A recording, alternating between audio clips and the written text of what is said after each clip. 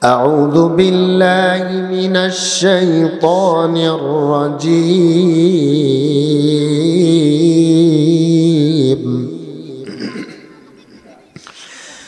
بسم الله الرحمن الرحيم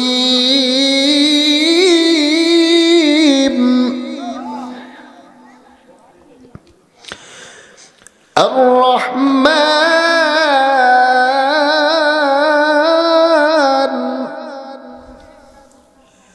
علم القرآن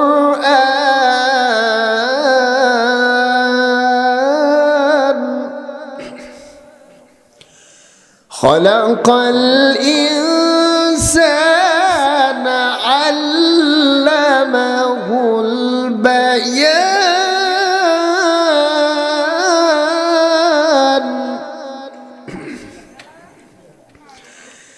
الشمس والقمر بحسبان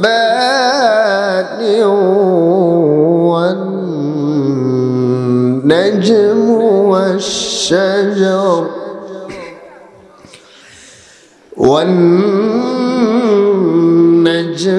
والشجر يسجدان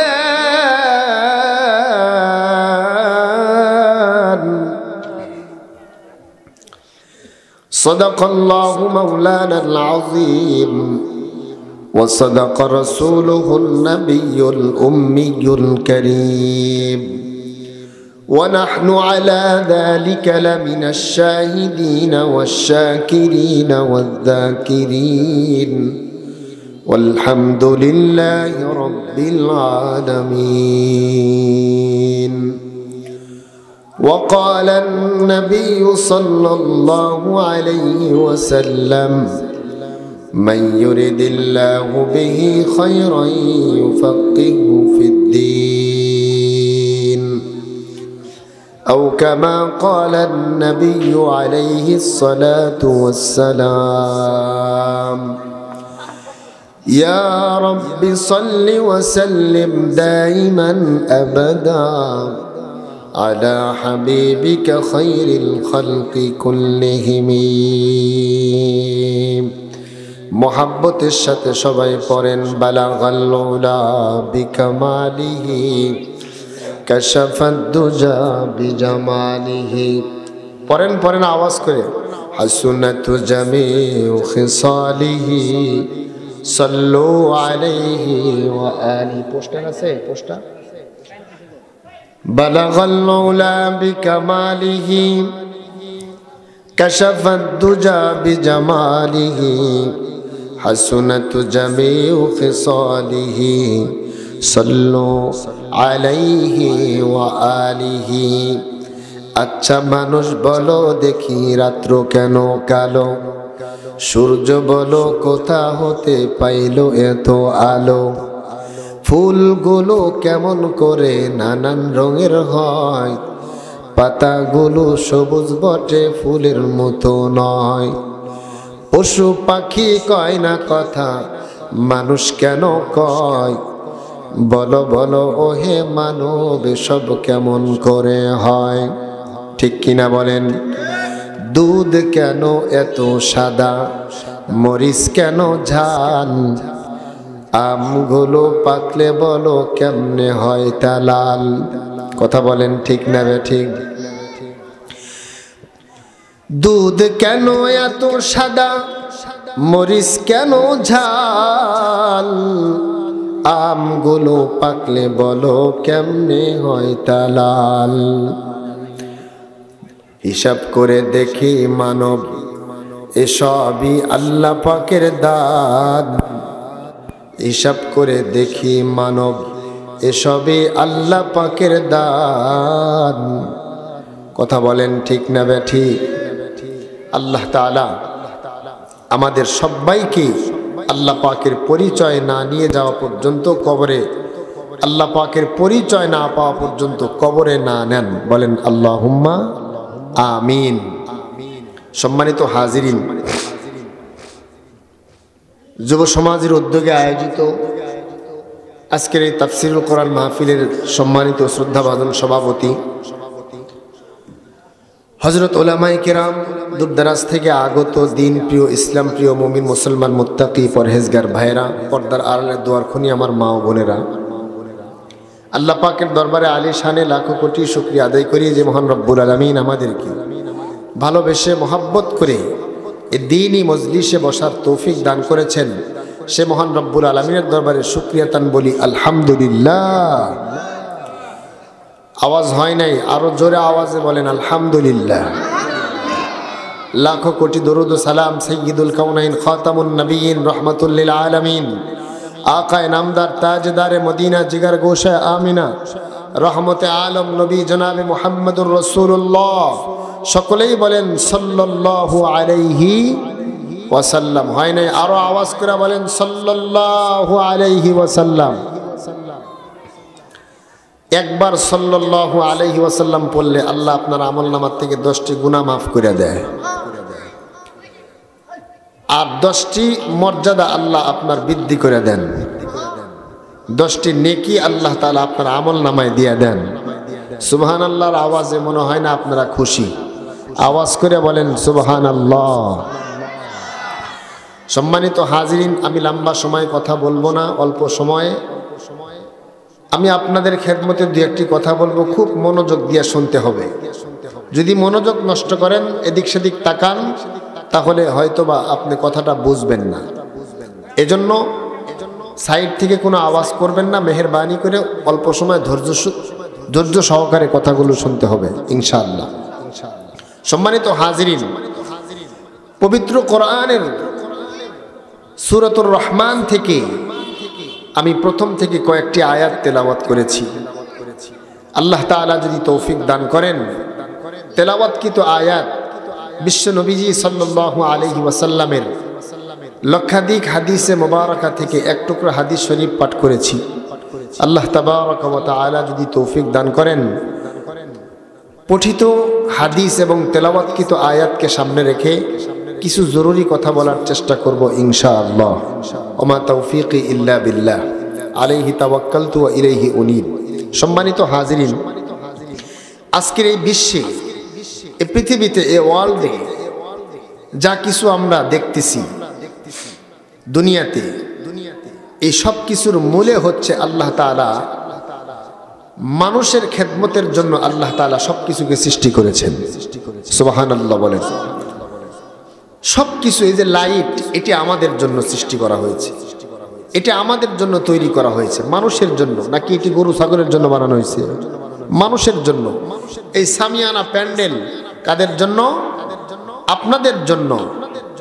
এই দুনিয়াতে যা কিছু দেখি বা না দেখি সব কিছু আল্লাহ তাআলাই সৃষ্টি করেছেন। আর আল্লাহ তাআলা মানুষ আর জিন ছাড়া সব কিছুকেই আল্লাহ মানুষের গোলামির জন্য বানাইছেন। আর মানুষকে একমাত্র আল্লাহ তাআলা কার জন্য বানাইছেন? আল্লাহর গোলামির জন্য। কার জন্য? আল্লাহ তাআলা বলেন, ওমা খালাকাতুল জিন্না ওয়াল ইনসা ইল্লা লিয়াবুদুন।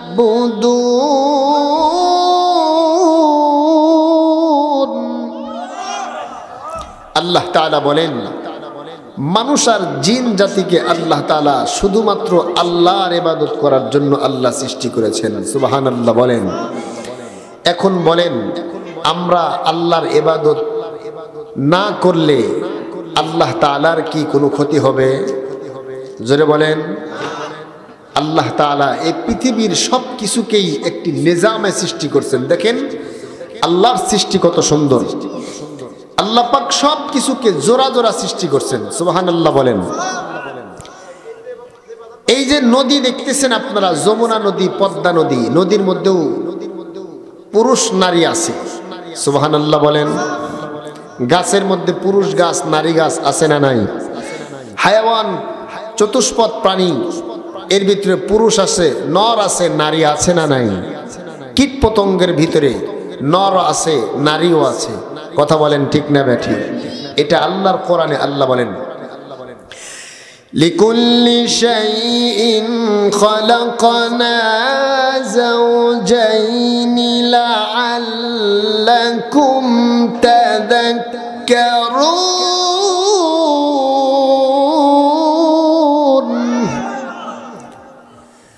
মুসলমান ভাইরা আমার লম্বা কথা আলোচনা করব না। আল্লাহ পাক রব্বুল আলামিন এই পৃথিবীতে সবকিছুই আল্লাহ তাআলা জোড়া জোড়া সৃষ্টি করেছেন। আল্লাহ তাআলা কত সুন্দর করে আল্লাহর দুনিয়া থেকে আল্লাহ সাজাইছেন। আল্লাহ তাআলা পুরুষ গরু দিয়েছেন, এগনিস্টে আল্লাহ নারী গরুর ব্যবস্থা করেছেন। আল্লাহ তাআলা পুরুষ কুকুর দিয়েছেন, আবার নারী কুকুরের ব্যবস্থা আল্লাহ করেছেন। কথা বলেন ঠিক না ঠিক? কিন্তু আল্লাহ পাকের কোন সৃষ্টি এমন না যে তারা গাফিল। আল্লাহর সব সৃষ্টি আল্লাহর তাসবিহ পাঠ করেন, সুবহানাল্লাহ বলেন। আল্লাহ পাকের সকল সৃষ্টি আল্লাহর তাসবিহ পড়েন, আল্লাহকে ডাকেন।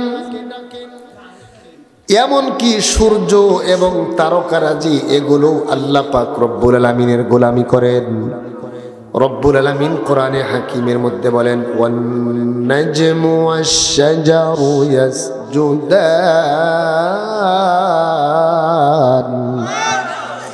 আল্লাহ তাআলা বলেন তারকারাজি এবং সূর্য সবকিছুই আল্লাহকে সেজদা করেন, সুবহানাল্লাহ বলেন। সম্মানিত হাজিরিন, তাহলে আল্লাহ তাআলা একমাত্র মানুষকে সৃষ্টি করছেন কার জন্য? আল্লাহর গোলামির জন্য। আর সবকিছুই আল্লাহর তাসবিহ পড়েন, আল্লাহকে ডাকেন, কিন্তু আল্লাহর উদ্দেশ্য হলো বান্দারা যাতে আমার গোলামি করে। কিন্তু আমরা কি তা করতেছি? আমি সূরাতুর রহমান থেকে আমি কয়েকটি আয়াত তেলাওয়াত করেছি।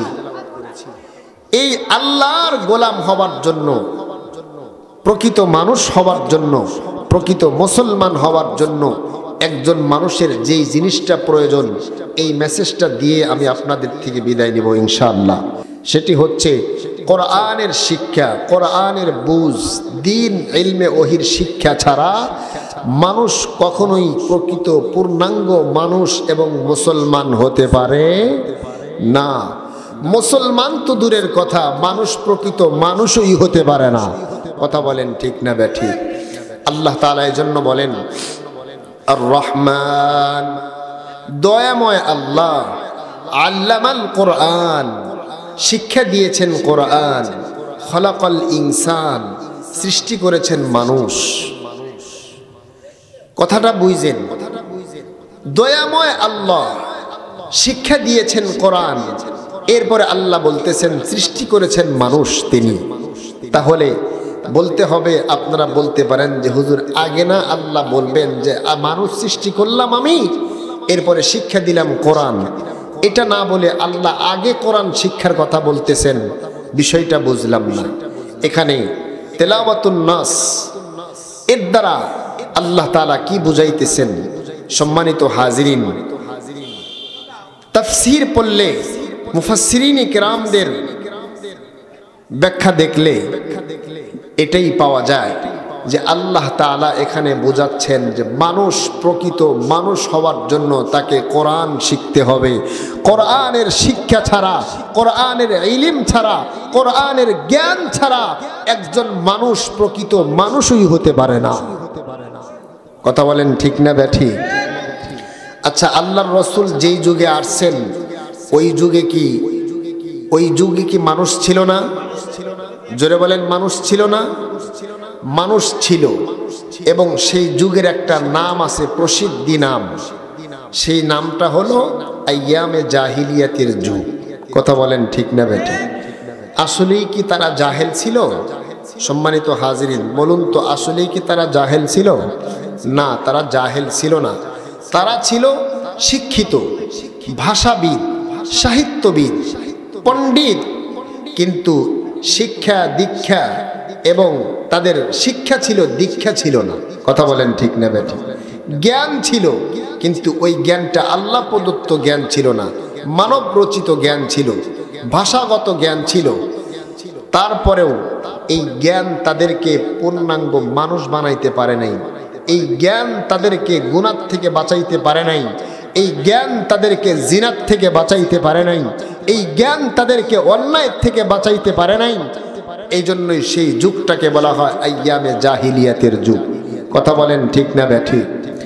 আল্লাহ তাআলা ওই যুগেই আল্লাহ কোরআন নাজিল করলেন। মুহাম্মাদুর রাসূলুল্লাহ সাল্লাল্লাহু আলাইহি ওয়াসাল্লামের উপরে আল্লাহ তাআলা 30 পারা কোরআনের মাধ্যমে, রসুলের মাধ্যমে আল্লাহ তাআলা ওই যুগের মানুষগুলাকেই আল্লাহর রসুলের ছোঁয়ার মাধ্যমে, আল্লাহর রসুলের সাহাবতের মাধ্যমে মানুষগুলা এমন পরিবর্তন হয়ে গেল, যেই মানুষগুলা কিছুদিন পূর্বে মানুষ হত্যা করেছে, মদ পান করেছে, জিনা করেছে, অন্যায় করেছে, ওই মানুষগুলাই মুহাম্মাদুর রাসূলুল্লাহ সাল্লাল্লাহু আলাইহি ওয়াসাল্লামের সাহাবতে যাওয়ার পরে ওই মানুষগুলাই হয়ে গেল স্বর্ণের মানুষ। কথা বলেন ঠিক না ব্যাঠিক? এজন্য কবি বলেন, এক জামানা সাহাবতে বা আউলিয়া বেহতেরাজ সদ সালে তাআত বেরিয়া। মুসলমান ভাইরা আমার খুব ভালো করে বুঝবেন, আপনারা প্রকৃত মানুষ, আমরা প্রকৃত মানুষ হতে পারবো না যতক্ষণ পর্যন্ত আল্লাহর কোরআনের ইলম, আল্লাহর কোরআন শিক্ষা গ্রহণ করতে না পারবো। কথা বলেন ঠিক না ব্যাঠিক? বিগত দিনে আপনারা দেখেছেন এই মাদ্রাসাগুলো দূর করার জন্য, এই মাদ্রাসাগুলো উৎখাত করার জন্য কি পরিমাণে পায়তারা চলেছে। মাদ্রাসাগুলো একটা দ্বীনের দুর্গ। মাদ্রাসাগুলোতে কি পড়ানো হয়? বন্ধুরা আমার দেশ থেকে ইংরেজরা বিদায় হয়ে গেছে, কিন্তু ইংরেজরা কিন্তু এই দেশ থেকে চলে যাওয়ার সময় তারা কিন্তু একটা পণ করে গেছে, একটা সিদ্ধান্ত নিয়েছে, আমাদেরকে এই দেশে মুসলমানরা থাকতে দিল না। আমরা এই দেশ থেকে চলে গেলাম, কিন্তু এই দেশের মুসলমান, এই দেশের মানুষ কোরআন থেকে যাতে বঞ্চিত হয়, এজন্য তারা একটা এমনভাবে গোপন ষড়যন্ত্রের মাধ্যমে মুসলমানদেরকে ষড়যন্ত্রের জালে ফালাইছে। মুসলমান জালের মধ্যে আটকা পড়ে গেছে, নিজেরা টেরও পায় নাই। তারা যখন দেখলো বাংলাদেশের মুসলমানেরা ছোট্টবেলায় মাদ্রাসায় যায়, মসজিদের মর্নিং মক্তবে যায়, সেখানে কি শিক্ষা দেওয়া হয়? সেখানে ওস্তাদের শিক্ষা দেয় কালেমা তয়্যিবা লা ইলাহা ইল্লাল্লাহু মুহাম্মাদুর রাসূলুল্লাহ। প্রথমে আল্লাহর রসুলের পরিচয় দেওয়া হয়, প্রথমে আল্লাহর রসুলের সাথে সম্পর্ক করায়া দেয়। এই বাচ্চাগুলোকে কি করে এখান থেকে বের করে আনা যায়, এজন্য তারা কেজি সিস্টেম চালু করলো। কেজি 1, কেজি 2, কেজি 3, এরপরে প্রাইমারি, এরপরে আপনার হাই স্কুল, এরপরে কলেজ লেভেল। বন্ধুরা আমার, একটি বাচ্চা যদি শুরু থেকে কেজিতে যায়, মাদ্রাসায় না যায়, ও যদি কেজি 1, কেজি 2, এরপরে প্রাইমারি, এরপরে হাই স্কুল, এরপরে কলেজ, এরপরে ইউনিভার্সিটি, এরপরে আপনার উন্নত ডিগ্রির জন্য যদি বহির্বিশ্ব থেকে ডিগ্রি অর্জন করে নিয়ে আসে, বলুন তো দেখি এই বাচ্চাটা কি তার জীবনে কালেমা তয়্যিবা পড়ার সুযোগ পাইছে? পায় নাই। এই বাচ্চাটাই তো এক সময় ডাক্তার হয়ে নাস্তিক হয়ে বের হবে। কথা বলেন ঠিক না ব্যাঠিক? এজন্য মুসলমান ভাইরা আমার, একজন মুসলমানের আল্লাহর কোরআনের শিক্ষা ছাড়া প্রকৃত মুসলমান হওয়ার কোনো অবকাশ নাই, সম্ভাবনা নাই। আপনি যদি আল্লাহর কোরআন না বোঝেন, আল্লাহর কোরআনের বিধানই না জানেন, তাহলে আপনি মুসলমান, আপনার মুসলমানিত্ব কিভাবে ঠিক রাখবেন? এজন্য আপনি জানেন না, এজন্য আপনাকে হযরত উলামায়ে কেরামদের শরণাপন্ন হওয়া লাগবে। কথা বলেন ঠিক না ব্যাঠি? অনেক মুসলমান আছে ওযুর ফরজ জানে না, অনেক মুসলমান আছে গোসলের ফরজ জানে না, অনেক মা বোন আছেন তারা পর্দা করা যে ফরজ এটা মানতেই রাজি না। কথা বলেন ঠিক না ব্যাঠি? এ মুসলমান, কখন তোমার মুসলমানি চলে যায় তুমি নিজে টেরও পাও না। এজন্য আল্লাহ আমাদের সবাইকে দ্বীনের সহি বুঝ দান করেন, বলেন আমিন।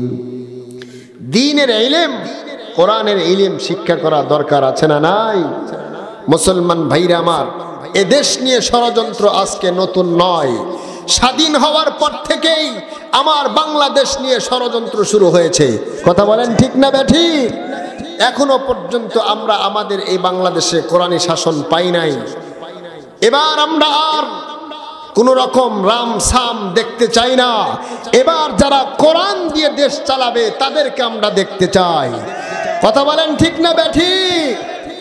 এবারে স্লোগান হবে, এবারে ভোট দিব ভাই সেই মানুষের যে মানুষ পক্ষে থাকে আল কোরআনের।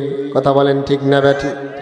তাহলে আমার সাথে বলেন, এবারে ভোট দিব ভাই সেই মানুষের যে মানুষ পক্ষে থাকে ইমানদারের। এবারে ভোট দিব ভাই সেই মানুষের যে মানুষ পক্ষে থাকে আল কোরআনের। যে মানুষ দিন ইসলামের ধার ধারে না, যে মানুষ কথায় কাজে মিল রাখে না, যে মানুষ দিন ইসলামের ধার ধারে না, যে মানুষ কথায় কাজে মিল রাখে না, ওরা তো দরদি নয়, ওরা তো দরদি নয়, স্বার্থ হাসিল আসল ওদের।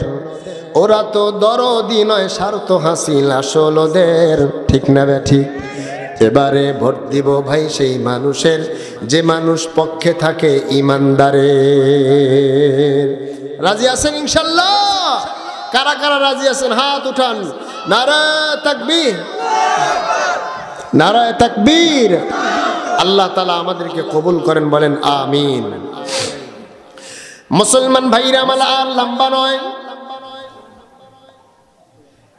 কোরআনের শিক্ষা গ্রহণ করার পরে যেই মানুষগুলার জন্য, যেই মানুষগুলার কারণে যুগটাকে বলা হয় আইয়ামে জাহিলিয়াতের যুগ, আর কোরআনের ছোঁয়া পেয়ে আল্লাহর রসুলের ছোঁয়া পেয়ে ওই মানুষগুলাই হয়ে গেলেন আপনার স্বর্ণের মানুষ।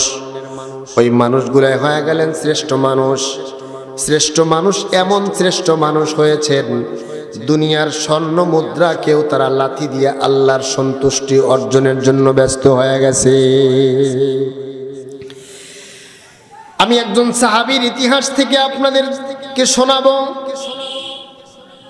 ফারুক আজম হযরতে ওমরের খেলাফতকালে হযরত সাঈদ ইবনে আমের রাদিয়াল্লাহু তাআলা আনহু নামে একজন সাহাবী ছিলেন, যাকে হযরতে ওমর রাদিয়াল্লাহু তাআলা আনহু ইয়ামানের গভর্নর করে পাঠাইলেন। গভর্নর বোঝেন তো আপনারা, একটা প্রদেশের শাসনকর্তা হিসাবে ফারুক আজম হযরতে ওমর রাদিয়াল্লাহু তাআলা আনহু হযরতে সাঈদ ইবনে আমিরকে পাঠায়া দিলেন।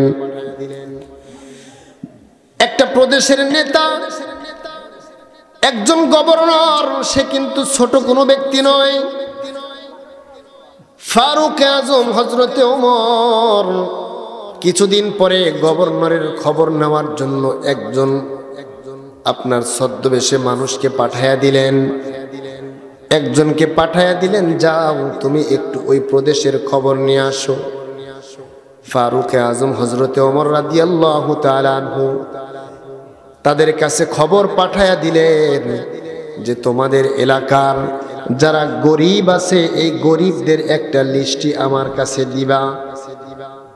মুসলমান খুব ভালো করে বুঝবেন, গরিবদের একটা লিস্টি হযরতে ওমর চাইছেন। ওই গরিবদের একটা লিস্টি ওই ইয়ামান থেকে হযরতে ওমরের কাছে পাঠায়া দেওয়া হলো। ফারুক আজম হযরতে ওমর গরিবদের লিস্টি হাতের মধ্যে নিয়ে তাকায়া সর্বপ্রথম যেই মানুষটার নাম দেখলেন, তিনি অন্য কেউ নয়, তিনি হলেন ইয়ামানের গভর্নর হযরত সাঈদ ইবনে আমের। মুসলমান ভাইরা আমার খুব ভালো করে বোঝা লাগবে, একজন গভর্নর, তার নাম গরিবদের খাতায় প্রথম নামে ফারুক আজম হযরতে ওমর ডাক দিয়া বলেন, এই ইয়ামানের অধিবাসীদের মধ্যে এই যে সাঈদ ইবনে আমের দেখতেছি, এটা কোন সাঈদ ইবনে আমের? লোকজন ডাক দেয়া বলে, ওগো আমিনুল মুমিনিন, এটা অন্য কেউ নয়, ইনি হলেন আপনি যারে গভর্নর করে পাঠাইছেন, তিনি হচ্ছেন সবচেয়ে আমাদের মধ্যে বেশি গরিব। মুসলমান, বিষয়টা ছোট নয়। গরিবদের খাতায় সবচাইতে বড়, সবার আগে যার নাম, তিনি হলেন গভর্নর। আমাদের দেশে স্বাধীনের পর থেকে আমরা কি দেখলাম? যেই মেম্বার হয় আঙ্গুল ফুলে কলা গাছ হয়ে যায়। কথা বলেন ঠিক না ব্যাটি? যে চেয়ারম্যান হয় আঙ্গুল ফুলে কলা গাছ হয়।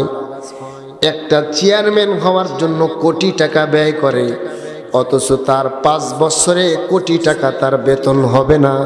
তাহলে এত টাকা ব্যয় করে চেয়ারম্যান হওয়ার মানে কি? অর্থাৎ আপনারা নিশ্চয় বুঝতে পেরেছে,